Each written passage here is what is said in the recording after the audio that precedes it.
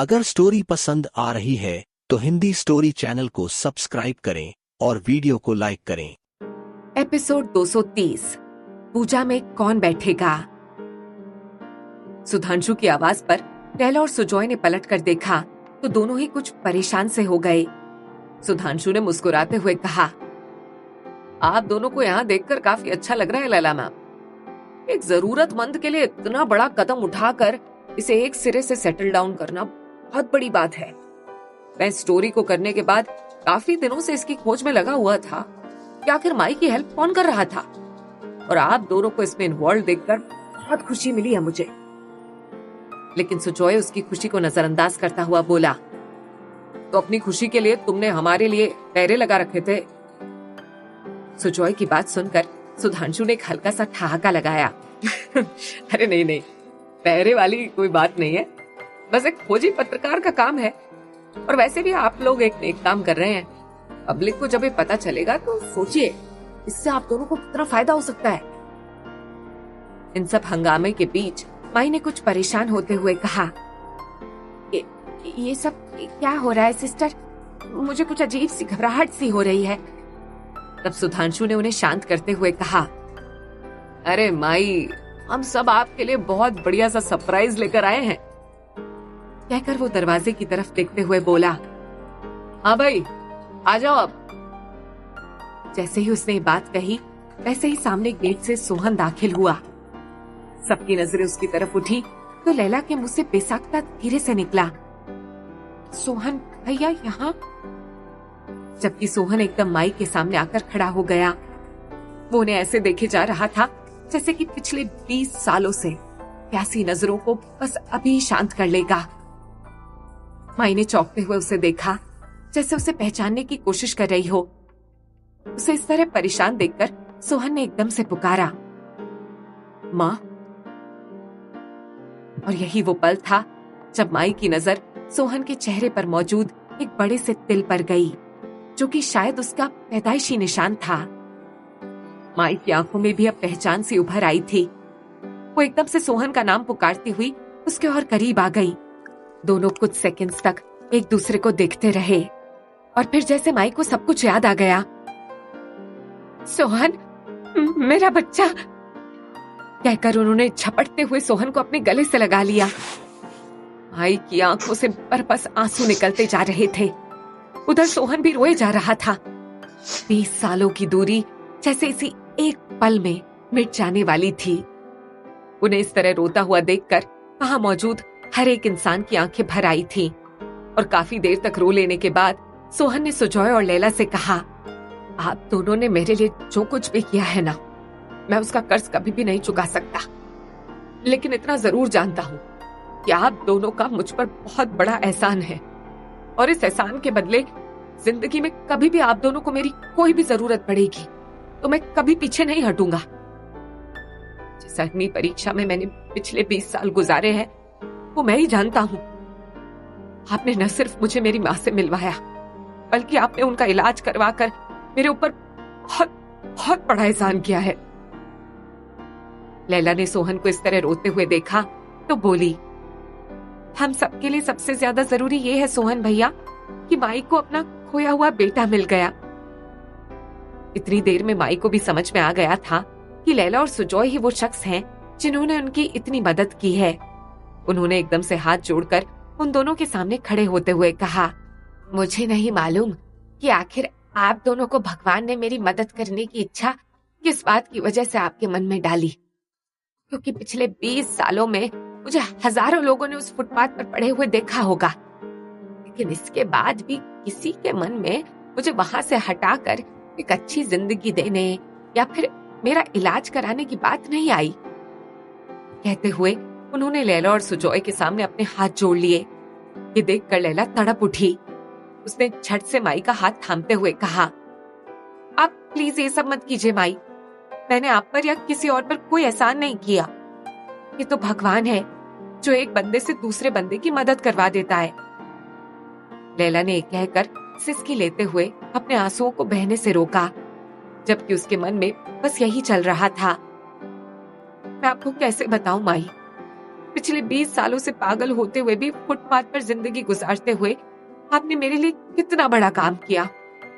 आपने मुझे उस वक्त पर आसरा दिया था जब शायद मुझे किसी आसरे की सबसे ज्यादा जरूरत थी। और मैं इतनी एहसान फरामोश नहीं हूं कि आपकी उस बात को भुलाकर आपको यूं ही दर दर की ठोकरें खाने के लिए छोड़ देती। मैं इतनी बदनसीब हूं कि दुनिया वालों को बता तक नहीं सकती कि मैंने आप पर कोई एहसान नहीं किया, बल्कि मैंने आपके एहसान का बदला चुकाया है। मन ही मन सोचते हुए उसकी आंखें भीगती ही जा रही थी।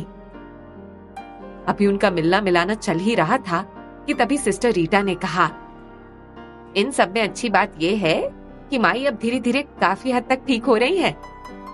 इनके पूरी तरह से नॉर्मल होने के लिए हमें कुछ महीने इन्हें और इलाज में रखना होगा। आप चाहें तो इन्हें घर भी ले जा सकते हैं, लेकिन इनकी खूब देखभाल करनी होगी। हाँ, बस इन्हें टाइम टू टाइम चेकअप के लिए यहाँ हॉस्पिटल आते रहना पड़ेगा। ये सुनकर सुजॉय ने कुछ सोचते हुए कहा, ये हम आपस में थोड़ा डिस्कस कर लेंगे सिस्टर रीटा, उसके बाद हम आपको बताते हैं कि क्या करना है। कहकर उसने लैला को अपने साथ चलने का इशारा किया। लैला उसके साथ ही बाहर की तरफ बढ़ गई। अभी लैला बाहर निकलने ही वाली थी कि तभी सुधांशु ने उसे आवाज देते हुए कहा, लैला मैम, अगर आप थोड़ा कुछ वक्त दे सके तो मुझे आपसे और सुजॉय सर से कुछ सवाल करने हैं। ये सुनते ही लैला ठिठक सी गई। सवाल? कैसे सवाल? सुधांशु ने माई की तरफ इशारा करते हुए कहा, वही माई और आप दोनों के कनेक्शन के बारे में सवाल, ताकि मैं इससे एक अच्छी सी रिपोर्ट बनाकर पब्लिश करवा सकूं। और यकीन जानिए मेरा, इससे आपको भी बहुत ज्यादा फायदा पहुंचेगा। तभी सिस्टर रीटा ने मुस्कुराते हुए कहा, अब जब आपकी बातें इतनी खुल ही गई हैं, तो सुधांशु जी मैं आपको बता दूं कि माई के इलाज का सारा खर्चा मिस लैला ही उठा रही हैं। सुजॉय सर तो बस ये सब डील कर रहे हैं। सुधांशु और सिस्टर रीटा की बातें सुनकर लैला का दिल तेजी से धड़कने लगा था। हालांकि ऐसी कोई बात नहीं थी जिसकी वजह से उसे इतना परेशान होने की जरूरत थी, लेकिन दिल में बैठा एक चोर उसे रह रहकर इस बात के लिए डरा रहा था कि उसने अगर माई के बारे में कोई भी बात सुधांशु से कही तो हो ना हो वो कहीं उससे बाकी सारी बातें भी न उगलवा ले। लैला की मजबूरी थी कि वो अभी सुधांशु को साफ तौर पर मना भी नहीं कर सकती थी।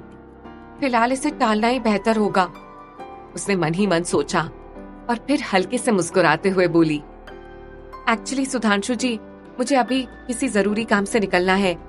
आप ये कर सकते हैं कि अपने सवाल मुझे भिजवा दीजिए, मैं उन सारे सवालों के जवाब लिखकर आपको भिजवा दूंगी। लेकिन इस बात के लिए सुधांशु ने एक सिरे से मना करते हुए कहा, अरे आपको अभी वक्त नहीं है तो कोई बात नहीं, हम 1-2 दिन में इंटरव्यू कर लेते हैं, क्योंकि कुछ फॉलोअप क्वेश्चंस भी होंगे मेरे जो मुझे आपके जवाब के हिसाब से पूछने पड़ेंगे। इसीलिए मैं चाहता हूँ कि ये इंटरव्यू मैं आपसे फेस टू फेस मिलकर ही लूंगा तो बेहतर होगा। ये सुनकर लैला थोड़ी झुंझलाती हुई बोली, ठीक है, मुझे जैसे ही कुछ वक्त मिलता है मैं आपको खबर करती हूँ। वो सुधांशु को और कोई सवाल करने का मौका दिए बगैर तेजी से बाहर की तरफ निकल गई। यहाँ तक कि सुजॉय उसे इस तरह बिहेव करता हुआ देखकर अजीब सा महसूस करने लगा। पता नहीं कभी कभी इस लड़की को क्या हो जाता है, सुधांशु से ऐसे अचानक से घबरा सी क्यों गई है। सोचते हुए वो अपनी कार की तरफ बढ़ गया। रात में लैला जब सोने के लिए अपने बिस्तर पर आई तो एक बार फिर से सुधांशु की टेंशन ने उसके मन को घेर लिया। अभी तो मैंने रिंकी से इस मामले में खुद को बचाया था और अब एक बार फिर से सुधांशु सिर पर सवार हो गया है। समझ में नहीं आ रहा कि इन चक्करों से पीछा कब छूटेगा। मैं तो अपना पास न रिवील होने के डर से कितनी परेशान हो रही हूँ और वहां एक के बाद एक मुसीबतें आती ही जा रही हैं। इन सबसे कैसे निकला जाए, कुछ भी समझ नहीं आता भगवान जी। उसने यूं ही परेशान होते हुए आधे सोते आधे जागते में पूरी रात गुजार दी। सुजॉय मोशंस के सेट पर आज सुबह से गहमा गहमी थी। आज सुजॉय की फिल्म का मुहूर्त था। सारे ही लोग सेट पर जमा थे। कबीर और लैला दोनों ने ही जब एक साथ एंट्री ली तो जैसे सारे ही लोगों की नजरें उन्हीं पर जमी हुई थी। आज लैला लग भी बला की खूबसूरत रही थी। कबीर के साथ स्टेज पर जाने के लिए बने हुए रैंप पर चलते हुए वो काफी कॉन्फिडेंट दिख रही थी। गुजरा हुआ कुछ अरसा उसे क्या से क्या बना गया था। मुहूर्त पार्टी में मौजूद नरेन उसे गौर से देखते हुए बस यही सोचे जा रहा था। इस रूप में लैला को देखकर उसे बार बार बस वो गांव वाली लाली ही याद आ रही थी। उसे इस तरह देखकर कोई अगर स्टोरी पसंद आ रही है तो हिंदी स्टोरी चैनल को सब्सक्राइब करें और वीडियो को लाइक करें। कोई भी नहीं कह सकता था कि वो लाली हो सकती है। मीडिया वाले कबीर और लैला से लगातार सवाल ही पूछे जा रहे थे। तभी सुजॉय ने वहां आकर लैला से धीरे से कहा, थोड़ी देर के लिए मेरे साथ चलो। उसके कहते ही लैला उठी और उसके पीछे पीछे एक तरफ बढ़ गई।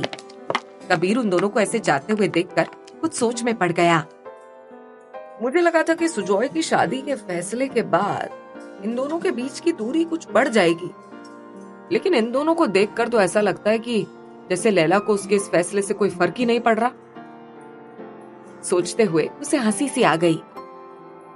शायद प्यार ऐसा ही होता है, जिससे हो जाए फिर उसकी अच्छी बुरी सारी बातें अच्छी अच्छी लगती हैं। सोचते हुए वो एक बार फिर से रिपोर्टर्स के सवालों का जवाब देने लगा था। कुछ ही देर में सभी लोग पूजा के लिए इकट्ठा हो गए थे। सुजॉय काफी देर से जेनी के आने का इंतजार कर रहा था। लतिका जी ने सुजॉय को खास इंस्ट्रक्शंस देते हुए कहा था, पूजा में जेनी के साथ ही बैठना। इसीलिए पंडित जी के बार बार कहने के बावजूद भी उसने अभी तक पूजा शुरू नहीं की थी, क्योंकि जेनी अभी तक पहुंची ही नहीं थी। वो बार बार अपनी रिस्ट वॉच पर नजर डालता और फिर मेन गेट की तरफ देखता, लेकिन जेनी का कहीं भी कोई भी अता पता नहीं था। जब काफी देर बीत गई तो सुजॉय ने लतिका जी से पूछा, आप मुझे ये बताइए माँ कि जेनी है कहाँ और कब तक पहुंचेगी? सारा शेड्यूल उसी की वजह से बिगड़ा हुआ सा है। लतिका जी खुद जेनी के ना आने की वजह से परेशान ही थी। उन्होंने लेकिन सुजॉय को टालने वाले अंदाज में शांत करते हुए कहा, अरे पंडित जी की तो आदत होती है इस तरह हड़बड़ाने की। जेनी कहीं किसी पेशेंट में अटक गई होगी, आ जाएगी बस। अभी वो लोग बातें कर ही रहे थे कि तभी पंडित जी ने कहा, अरे यजमान, पूजा जल्दी शुरू करवाइए। जिनके हाथों पूजा होनी है उन्हें अब तक आ जाना चाहिए। शुभ मुहूर्त बस और आधे घंटे का ही है। इस समय के बाद कोई भी शुभ कार्य का मुहूर्त नहीं बचेगा।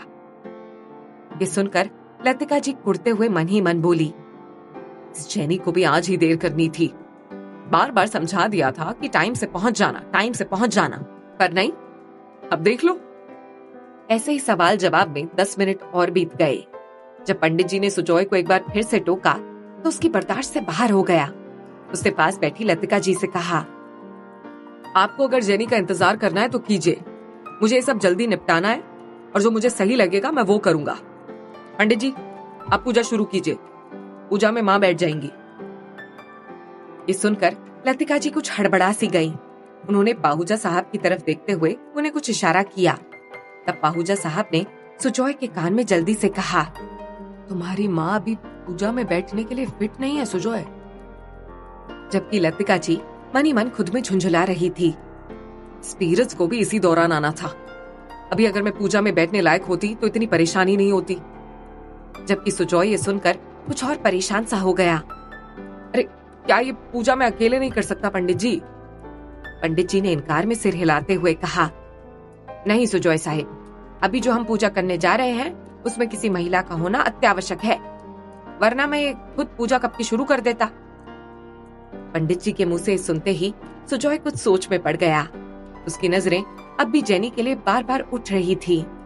उसे इस वक्त इतना गुस्सा आ रहा था कि उसका दिल सब कुछ छोड़ छाड़ के यहाँ से दूर चले जाने को कर रहा था, लेकिन वो चाहकर भी ऐसा नहीं कर सकता था। लेकिन उसने अपने गुस्से पर कंट्रोल किया और 2-4 गहरी सांसें लेकर खुद को शांत करते हुए बोला, फिर तो अब एक ही रास्ता बचा है। सुजॉय की बात पर लतिका जी और पाहूजा साहब के साथ साथ वहां मौजूद बाकी लोग भी चौंक कर सुजॉय का चेहरा देखने लगे। आखिर सुजॉय के मन में क्या चल रहा था? हिंदी स्टोरी चैनल को सब्सक्राइब करें।